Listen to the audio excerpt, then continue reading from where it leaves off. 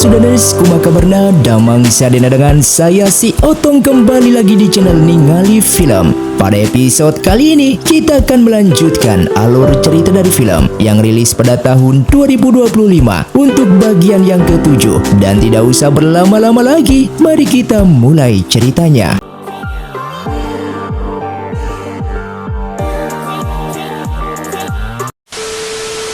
Film pun dilanjutkan dengan diperlihatkannya Xuan Ye yang terus dikejar oleh pasukan milik siluman kertas.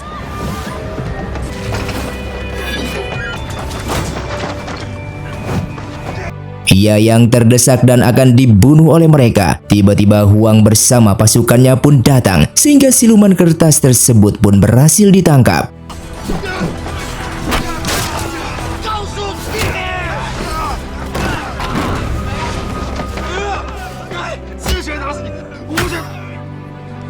Namun siluman kertas itu muncul kembali dengan identitas yang berbeda dengan memberitahukan kalau mereka berasal dari Mahkamah Agung yang kedatangannya ke sini untuk menangkap Xuan Ye yang dianggap sebagai pengkhianat negara. Huang yang merupakan kepala keamanan di kota ini, ia tidak akan membiarkan mereka untuk menangkap Xuan Ye, apalagi berniat untuk membunuhnya, sehingga pertarungan pun terjadi. Namun Huang kalah dikarenakan di dunia lukisan ini, teknik bela dirinya tidak sehebat di dunia nyata.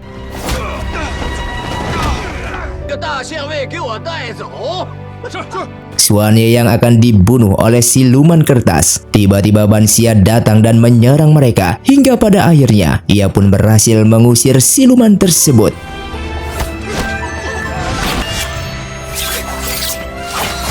Alasan Ban Xia datang dan mau menolongnya karena ia merasa kalau Xuan Ye merupakan orang yang tidak asing bagi dirinya, dan dengan tersenyum bahagia Xuan Ye pun membenarkan hal tersebut. Sementara di sisi lain, terlihat Sima yang sedang mencari keberadaan Raja Sinan dengan bertanya kepada orang-orang di sana. Lalu ia tersengaja melewati toko ruang baca tihu dengan mendengar kalau siluman kertas sedang merencanakan pembunuhan. Sima pun langsung masuk ke dalam dan menyerangnya.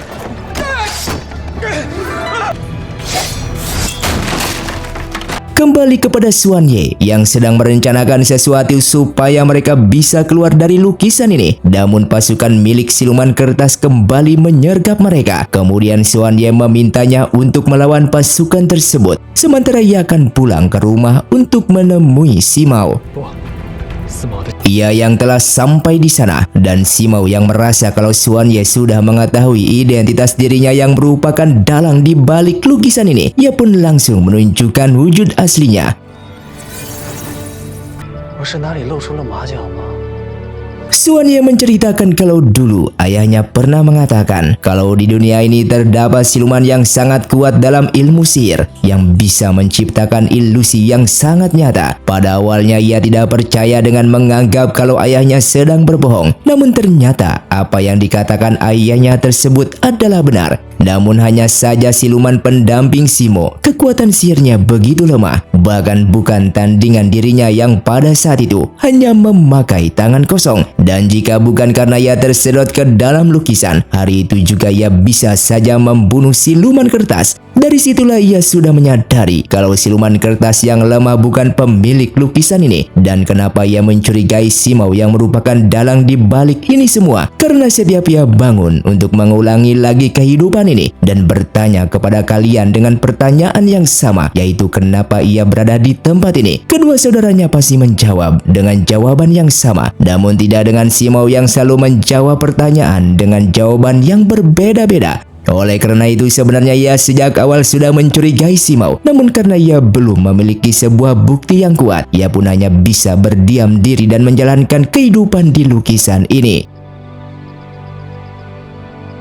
Mendengar hal itu, Simao pun langsung bertepuk tangan dengan memuji suannya yang begitu hebat. Karena sudah lama sekali tidak ada orang yang membuat ia segembira seperti ini. Simao pun lalu memperkenalkan dirinya yang bernama Sen, yang merupakan hewan mitos kuno. Kemudian ia menceritakan, setelah ia bermeditasi selama ribuan tahun untuk menyempurnakan kultivasinya, ia lalu pergi ke kota Guangping ini. Ia yang sudah lama tidak keluar, membuat ia begitu bahagia ketika melihat kota tersebut begitu indah.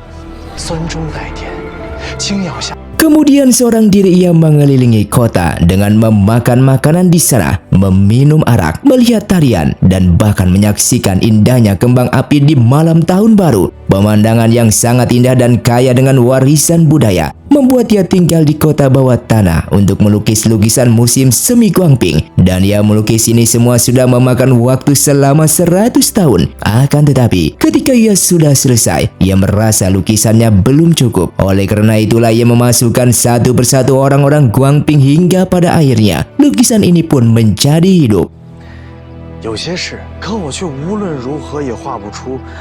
Dan setelah menceritakan itu semua, tiba-tiba Ban Xia pun datang yang langsung menyerangnya.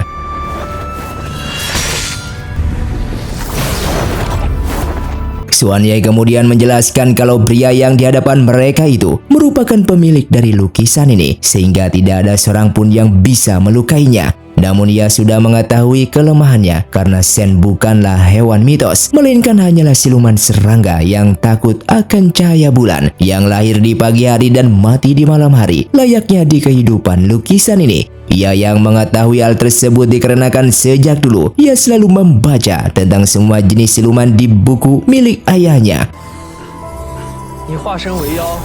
Sen yang kesal terhadap Xuan Ye yang sudah mengetahui siapa ia sebenarnya. Namun meskipun begitu, Xuan Ye tidak akan bisa membunuhnya karena di dunia ini merupakan lukisan miliknya, sehingga mereka tidak akan bisa keluar dari dunia ini.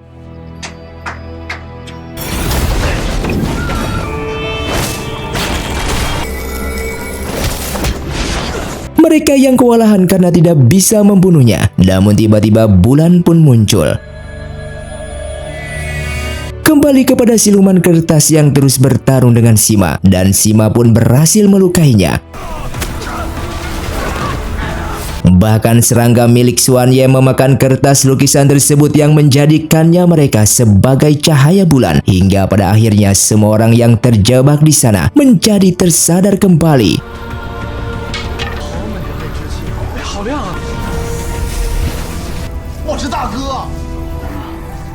Xian yang tidak mengerti kenapa bulan ada di dunia lukisannya, padahal sejak awal ia tidak membuatnya. Xuan Ye menjelaskan kalau itu merupakan serangga miliknya yang tersengaja masuk ke dalam dunia lukisan ini dan memakan kertasnya. Dan hingga pada akhirnya Xian pun mati di tempat karena terkena cahaya bulan.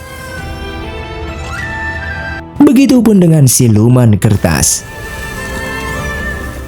Sedangkan di tempat lain yang jauh dari alam manusia, terlihat seorang pria berbaju hitam bernama Zikong yang mengingat akan masa lalunya ketika ia ingin membunuh Ban Xia dengan menggunakan tombaknya. Namun sayangnya Ban Xia justru diselamatkan oleh Xuan Ye hingga terjatuh ke dalam jurang. Kemudian anak buahnya melaporkan kalau ia bersama pasukannya tidak berhasil menemukan yang mulia kedua dan menganggapnya sudah mati. Dikarenakan selama 12 tahun terakhir ini ia sudah mencarinya namun tetap saja tidak menemukannya. Mendengar hal tersebut, Zikong pun akan turun tangan dan masuk ke alam manusia untuk mencarinya sebelum ayah mereka bertindak. Dan dimaksud yang mulia kedua sepertinya adalah Xuan Ye yang hilang karena dulu telah menyelamatkan Ban Xia. Mereka yang kembali ke kota Guangping, Huang pun menceritakan tentang kejadian kemarin kepada Tuan Wen. Dan alasan itulah beberapa hari terakhir ini mereka tidak memberikan kabar kepadanya. Begitupun dengan Ban Xia yang mengucapkan terima kasih banyak kepada Xuan Ye karena telah menyelamatkan semua orang, terutama menyelamatkan kedua orang tuanya. Kemudian mereka pun berkumpul dan Sima pun mengucapkan terima kasih banyak terhadap mereka yang telah membantunya dalam mengungkapkan kasus Raja Sinan yang telah hilang beberapa tahun yang lalu, sehingga ia pun akan mentraktir mereka semua. 我这大牌怎么还没上啊？小二，小二。 Mengetahui kalau Sima akan kembali ke ibu kota, Huang pun akan mengantarnya sampai depan. 吃点鱼，我把菜单给你挑出来了。 Terlihat Sima yang sudah menyadari kalau sebenarnya Huang menyukai dirinya. Namun ia juga tahu kalau Huang bukanlah seorang pria yang mudah mengungkapkan perasaannya. Oleh karena itu ia akan memberikan waktu 1 tahun untuknya. Karena bagaimanapun juga dari dulu ia sudah menyukainya. Yang membuat Huang hanya bisa terdiam karena malu. Begitupun dengan Xuan Ye dan Ban Xia yang terlihat semakin dekat. Bahkan mereka yang sepertinya sudah memiliki perasaan masing-masing. Namun sayangnya mereka belum bisa mengungkapkannya. Ban Xia yang sedikit mengingat akan kejadian di dunia lukisan, yang dimana ketika Xuan Ye berkali-kali mengatakan perasaannya terhadap dirinya supaya ia sadar walaupun dunia lukisan hanyalah sebuah ilusi dan palsu. Lalu ia pun bertanya apakah yang dikatakan oleh Xuan Ye juga palsu. Xuan Ye yang malu, lalu ia pun berpura-pura lupa tentang kejadian tersebut. Namun Ban Xia yang terus memaksanya untuk mengingat. Tiba-tiba Xuan Ye pun langsung memeluknya, yang membuat Ban Xia terdiam layaknya seorang patung karena ia yang begitu bahagia. Singkatnya mereka pun telah sampai di rumah Ban Xia. Dan bahkan di depan rumahnya juga terdapat ayahnya Ban Xia yang sudah menunggunya dari tadi. Ayahnya Ban Xia yang mengucapkan terima kasih banyak terhadap Xuan Ye yang telah menyelamatkan mereka. Lalu ia pun memintanya untuk masuk ke dalam dan makan malam bersama. Namun Xuan Ye menolaknya karena tadi ia sudah makan bersama Ban Xia. Dan setelah itu ia pun langsung pamit dari sana.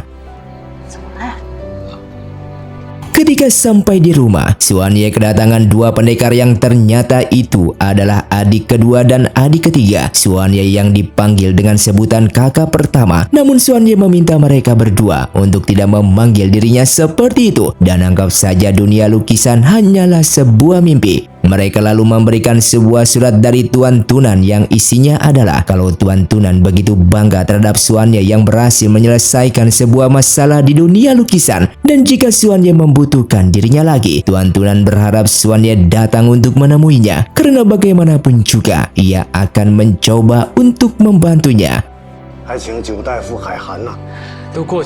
Di tengah malam, terlihat Zikong yang ke alam manusia untuk mencari keberadaan Xuan Ye. Ia pun menggunakan teknik pemanggil roh hingga akhirnya bisa menemukannya. Dan ia pun langsung menggunakan teknik bertukar jiwa.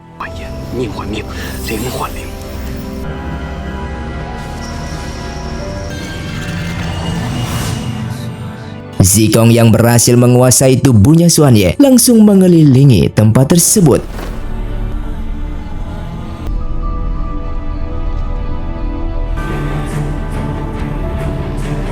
Bahkan ia diserang oleh serangga bulan milik Xuan Ye membuat tangannya terluka.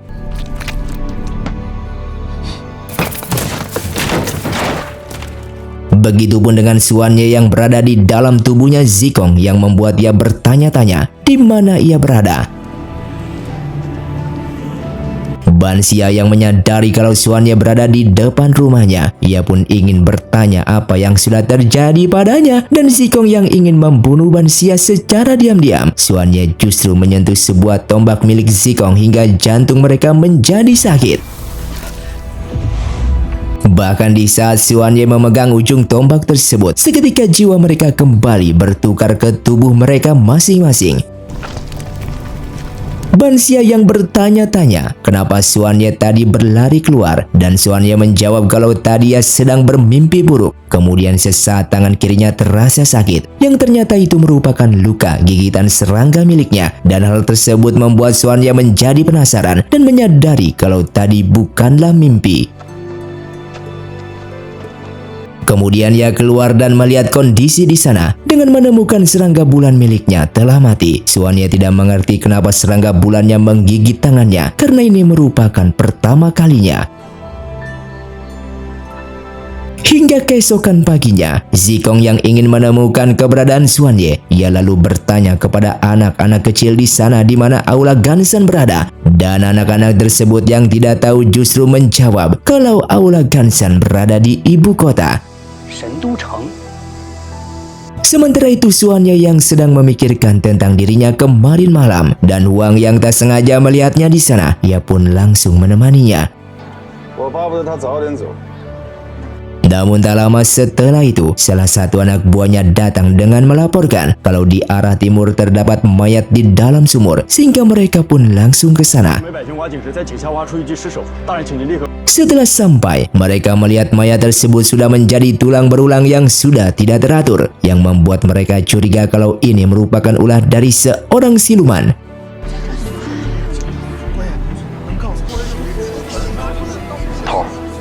Dengan waktu yang sama, Zikong yang sudah sampai di gerbang ibu kota lalu bertanya kepada orang-orang di sana tentang Aula Gansan. Namun mereka tidak ada yang tahu di mana tempat tersebut, dikarenakan bagaimanapun juga Aula Gansan berada di kota Guangping dan bukan di ibu kota.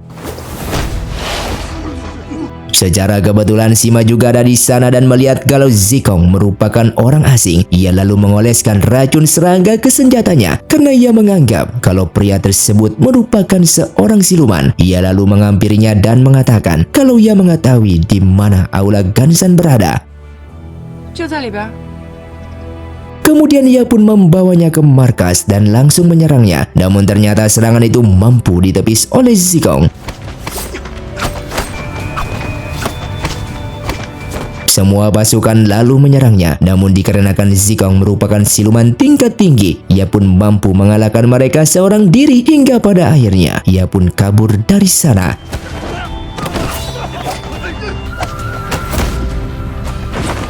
Sima yang sedang mencari tahu tentang siluman tersebut berasal dari sebuah buku siluman. Tiba-tiba ia diserang olehnya hingga pingsan dan dibawa oleh Zikong ke sebuah hutan. Sima yang terikat lalu diinterogasi olehnya untuk memberitahukan di mana Aula Gansan berada. Namun Sima berpura-pura tidak tahu. 你不认识他？ Dan film pun bersambung. Terima kasih untuk kalian yang sudah menonton video ini sampai habis. Sampai jumpa di video selanjutnya. Saya pamit ulang dari Ningali Film. Saya Otong undur diri dan salam Sundados.